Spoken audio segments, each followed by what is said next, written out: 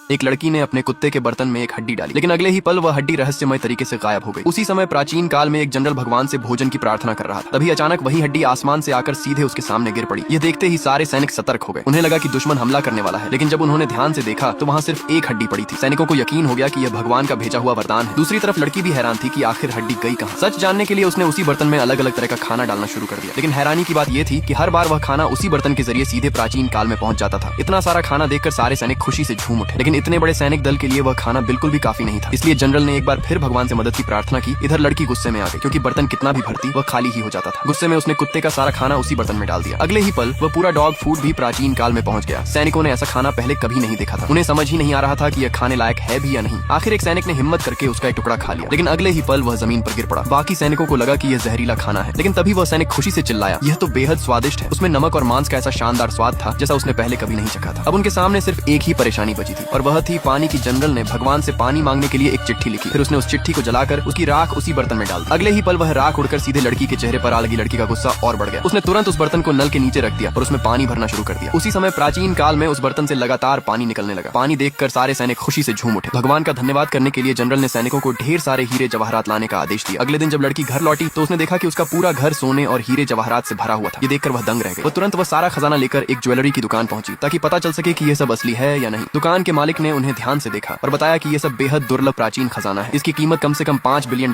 थी। अगले पार्ट के लिए कमेंट में लाल दिल भेजो।